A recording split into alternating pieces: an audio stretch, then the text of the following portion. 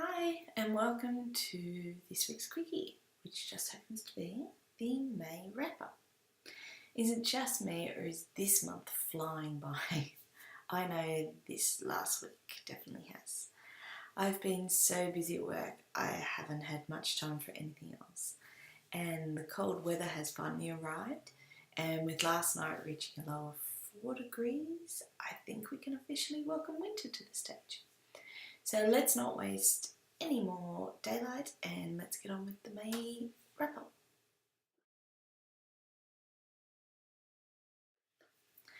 So topics covered this month. The first topic for April was Of Shadow and Light. This is an urban fantasy set in the unseelie Court of the Fae.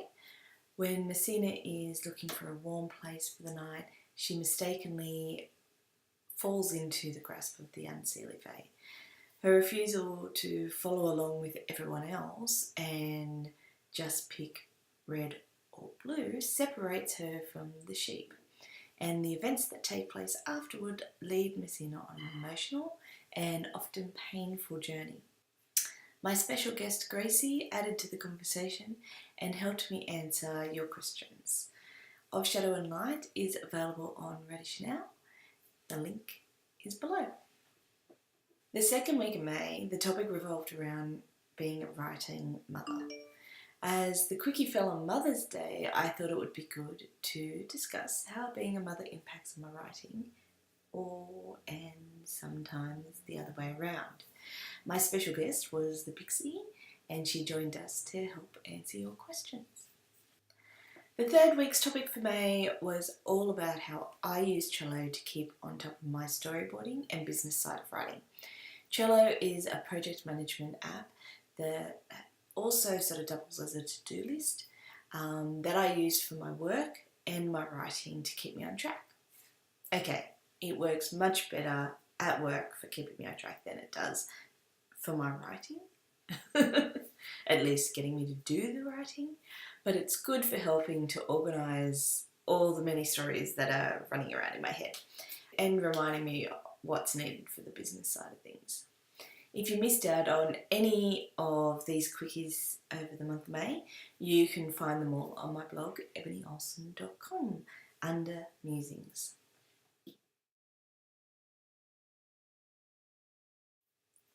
I've been so busy at work this month that the only time I've really had to write has been when I'm driving. No, I don't actually write and drive. That would be illegal. But I have been fleshing out scenes in my head for Leaf, Fast Hearts, Wraith and Burning Immortality. Now, those scenes are swimming around on repeat until I can finally find time to actually sit down and write them. I'm still editing Of Shadow and Light as I set it up on Radish, and a lot of the chapters have been rewritten with new scenes added or added detail, so I'm getting writing done on that side of things. It's just not on any new projects. Some of these rewrites have doubled the size of the existing chapters, so there is a fair bit going on with the rewrite of Shadow and Light. The Muse once again gave me a new story idea this week. I haven't written anything on it yet because I'm not sure if I'm going to go ahead with the idea. But it's been nice sitting back and watching the demon sex scene that the Muse keeps showing me. It's like live porn in my head, but it can make keeping focused on my work a little difficult while she obsesses over getting the plot sorted.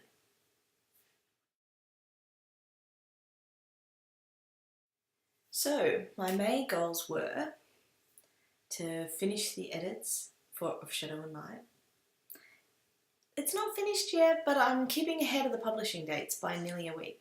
So I think all the extra detail I've been adding in is taking more time than I predicted originally. Hopefully this translates to a better read for all of you, and I'm decided I'm going to mark this one as on track. The second goal was to finish writing the new epilogue to Best Man and publish on time.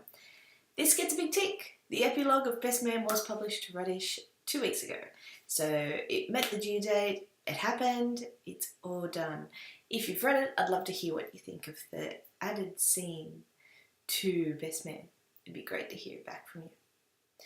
My third item on my to-do list for May was to start the Since Child's edits. I actually managed to get the first chapter edited this week. So again, this is a tick because I only said I would start it, not finish it. And I did start it. The fourth item was to do something about Cassidy. Mainly about getting a professional editor because of all the drama I've had doing this. This one gets another tick. I did something about this. That's what I said I would do. I didn't say I would actually get it edited, but I did say I would do something about it. I did contact another editor recommended to me by the lovely Catherine Winthrop. I've received a quote and I just have to save the other half of the editing cost and then I can get this one on track. Number 5 was to read, number 5 was to read 2 books on my to-read pile. Total fail. I mean, I have been reading other books, other people's works. I do it on Radish, so it's not a complete book. I've just been reading chapters that are getting published. So I am still reading. I just haven't sat down and read the 2 books that are sitting there for me to read. So this goal is going to get to carry over as well. I don't know why I bother with this goal because it's probably never going to happen the way it's going. But I intend to read those books, so I'm still going to keep on top of this goal. But it doesn't mean I'm not reading altogether. I'm just reading, chapters at times. So maybe I should start doing that with these books as well, and I might actually get through them. And my 6th goal was to write what the muse wants. And though it wasn't much, I'm going to tick this one because we did get some writing done, and that's what matters, isn't it? Yes. So there's my main goals. 5 ticks, 1, yeah. We'll come back to that one. So my June goals are to continue editing of Shadow and Light, to continue edits on Sin's Child, to write at least 1 more chapter on Wraith, Leaf, Glimpse and Hierarch series. I'm being very specific this month. And of course, to read those 2 books on my to-read pile. Yeah, I think I'm going to have to start picking them up and just reading a chapter at a time like I do all the other books. I'm trying not to overcommit here because I prefer to tick boxes and not cross them. And I think the last few months has definitely shown that with my workload at work, I'm just not managing to get done what I used to get done over the last 2 years. So I'm pulling back on my to-do list for my writing side of things because I really hate looking at things and going, I failed to do that. I really don't like doing that. June's topics have been requested by my beta readers mainly. If you have a topic for future month, send it in on social media and I'll do my best to accommodate. The first topic for June is going to be about muses, alter egos or scapegoats. The second topic for June is all about my playlists for my books because I do listen to music while I write and I do have theme songs that actually when I hear them instantly brings me back to that book and I'll be back in that world again. So you'll get to see some of my unusual musical inspirations, I guess. And the third topic is how many books I have and how many are just a chapter and how many are actually close to finished or the first draft is finished that have never been publicly viewed. So that one's going to be a bit of both because I have some that have been publicly viewed and some that haven't. We'll just mix it up and see how we go. Oh, and they wanted to know what genres they are as well. They did say I could probably stretch that whole one over a month, but I think we can fit it all into one. Okay, so this week's questions. How long did it take for you to write Black Mark's Resistance? Well, I took a month to write the entire Black Mark series. So at the time that I was writing Black Mark, I was also writing Spectra, and I was writing Wraith, and I would effectively sit down and write one of those 3 books for a week straight before moving on to the next one, and then the next one, and then coming back to Black Mark again. So it basically took a month to write the entire series, because initially Black Mark was all just one book, and then when it nearly reached the 200,000 word mark, we decided that it needed to be split because it was just too big a book, and so my publishers split it into 3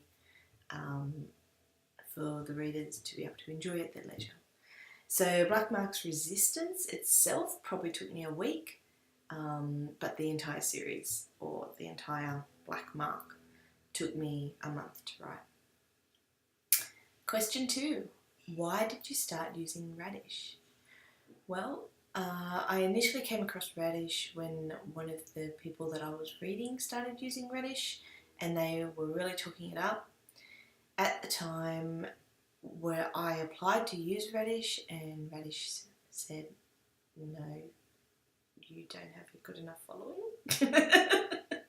So it took another year of writing on Wattpad and actually getting some of my works out there and published before Radish would accept me and take me on board. I went back to try and use them because I didn't feel secure with the platforms that I was using, and I felt Radish would be a bit more secure. I find that people are less likely to come on and steal your work when they have to pay for it in order to steal it. Sorry, that's just how it works. If it's out there for free and they can steal it that way, then they're going to do that. But they very actually rarely go and steal something that they had to pay for in the first place. Weird, I know. Question 3. Of Shadow Online, why does Tynan keep saying hurtful things? I.e., if she bears your child, I will kill it before it takes its first breath. Well, you've got to remember that Tynan was brought up as a sluag, so he has a lot of sluag tendencies when it comes to emotions. Having said that, we also need to keep in mind that Tynan was a product of rape.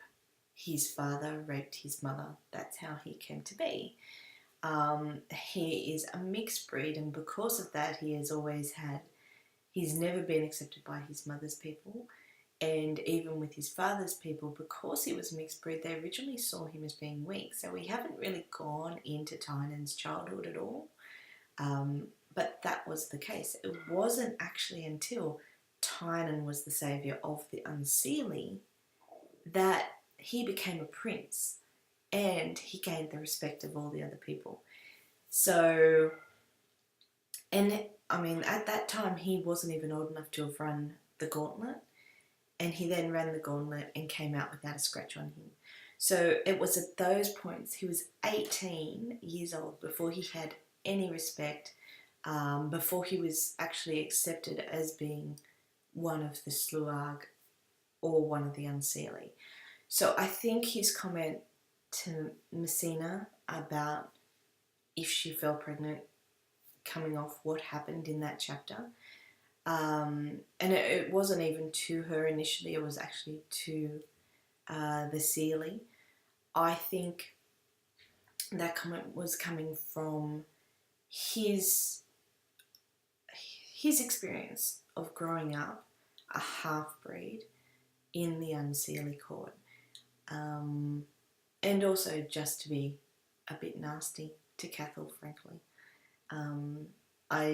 That comment wasn't intended for Messina, it was intended for Cathal entirely. The fact that Messina then questioned him on it later on, and his response to that, I think we can understand his response to that because of what happened to him. And I think in his head, his mind would be, why would you want to raise that man's child anyway? So that's why he made that comment. It wasn't to be mean to Messina, it was to be an asshole to Cathal. It's just that Messina heard the comment, so that's why. Okay, question number 4. Will there be another romance published radish now that Best Man has finished? Yes. I'm working on Sim's Child, so Sim's Child will be the next one to come up. I'm probably going to do with Sim's Child what I did with Henderson and not charge for Sim's Child when it goes up initially. So if you haven't read Sim's Child on Wattpad, and if you have, it's not edited on Wattpad, so you might want to wait until it comes up on Radish. I just don't see the point in charging for it when it's already out there for free. So it's just that it'll be a more edited version on Radish. Once it's up on Radish, I'll probably take it down from Wattpad, and then the pricing structure may change then. But currently, that's not the plan for it. Question 5. When will the rest of the Hierarch series be published? Well, you see, I don't own the rights to it. It now belongs to the publisher. I've still not heard anything about Book 2 having a date for publication or Book 3. So currently I have no news on that for you, sorry. I'm still planning to keep writing the other books. Book 4 is fully first drafted and is up to the editing stage. We all know that I'm working on the novella between Book 4 and 5, which is Burning Immortality, and Book 5 has already started. Book 6 has already started. In fact, there's more written in Book 6 than there is written for Book 5 right at the point in time. So I'm still going ahead with it, but yeah, I'm sorry I can't give you any dates because there's been none given to me. Now, it may be that the 12 months are nearly up because the publishers had these books since July last year. So the 12 months is nearly up that they are contracted to actually publish the book. And if that's the case, then the rights might revert and then I'll be right to go ahead and start putting them up on Radish. But until that happens, I can't give you a date. Sorry. So that's all I have for this week. Thank you for watching. Next week Quickie is all about the Muse. So if you have any questions, send them in by Wednesday to see them answered on Sunday. This could be an interesting one next week, especially if the Muse decides to jump in and answer some of these questions as well. Okay, have a good weekend and have a good week, and I shall see you next week. Bye.